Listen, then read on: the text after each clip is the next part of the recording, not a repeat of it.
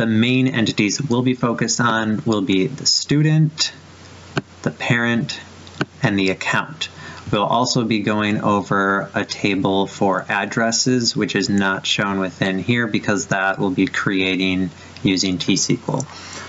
So some of the other important aspects to this, that within each account there are going to be a number of transactions that occur, and because there will be a number of them, we need a linking entity. And these transactions have a variety of weak entities linked to them, such as the transaction details, copies of the receipt, various agreements that the parents would have to sign off on before the transaction could be completed. And they will be registering their students for various classes. So you also notice that there's a course entity and a class entity. So the courses are more of a general category. So let's say I have a course on programming. This would contain the course's name and a description of that course. The class is specific instances of that course. So for instance, if I'm running that programming class during spring break, that would be a class entity that would contain the start and end dates and the number of students, etc., within that particular class.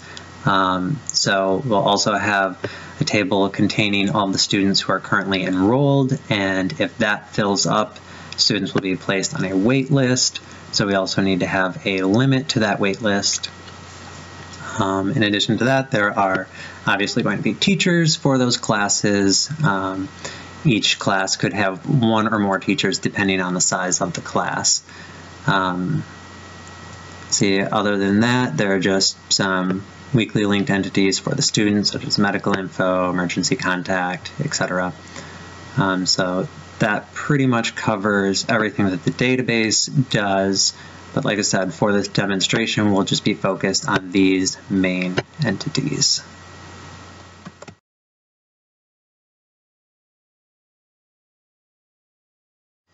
Okay, to begin with, I'm going to run this select statement so that we can kind of see the end result that I have created by running the following commands. So if I run this, we can see that we have the student entity with some of its information, the parent that it's linked to, and the address that that student is linked to. So let's get to the commands. So we have to begin by creating the addresses table, because if you'll remember from the database diagram, there was no addresses table.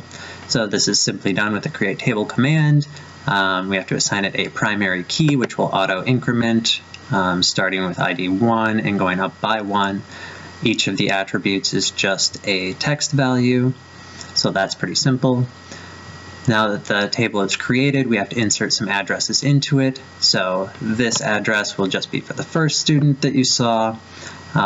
This address will be for the next 3 students, and then this one is for the 4th student.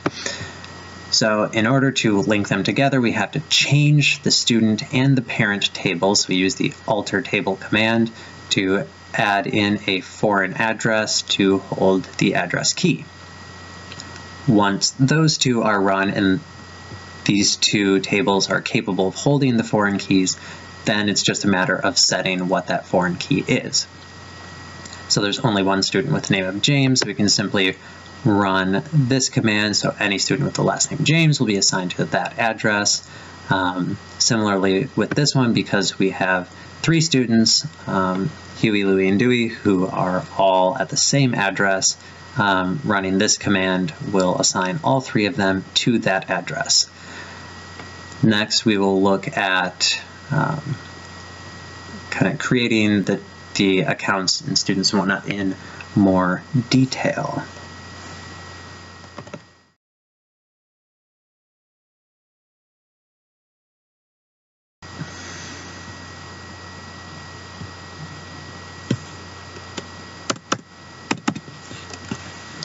Okay, to begin with, I'm going to run a simple select statement so that we can see what already exists in the student database before we begin changing anything. Okay, as we can see, there are a number of students already loaded in. They all have emergency contacts, account keys, and addresses linked to them already. So what this file is a list of procedures that I have set up to just run as a batch. And so I'm going to walk through each of the procedures and then run them, and we can see what the results are and whether or not they worked. So each procedure starts off with this conditional, which just checks to see if that procedure already exists. If it does, it drops the procedure. That way we can create it anew. If this is missing, then it just gets an error saying that the procedure has been placed in the database multiple times and it doesn't work. So the add account procedure is very simple. It just creates a new primary key, which is one up from the previous maximum, and returns that value. This will leave some holes in the database once we start deleting accounts, but for the purposes of this demonstration, this will work adequately. The next procedure is very much like the first one. It just deletes an account given the account number. Okay, so this is beginning to get into more of the complex procedures. So this is a procedure for adding a parent. It takes a number of parameters from the user to be able to create that parent entity with. You'll also notice that it takes a parent ID value, although it defaults that one to a null value, and this is just used to return the ID of the parent just created. So next we have a student entity, and similar to the parent one, it just takes a number of parameters from the user, or in this instance I'll be adding them directly into the code later on, and then it just creates a student entity. Finally, we need to update the student entity with an address, so we can show how to run update procedures. So this one just takes address parameters from the user, creates the address, and then links that new address with the student entity. Finally, I just have a set of commands to test those procedures that I created above. So I just pass them a number of test parameters, so a test parent, a test student, and a test address. So all of these just are very straightforward. Just declare variables for all of the parameters I need, set them to their values, and execute the command. As you'll notice with this one, when running the command to generate a new parent, I also have the add account procedure within that one. So creating this parent will create the new account as well. Finally, I just have the select statement so that we can see what it created, and then just a series of deletes to clean up the test entity.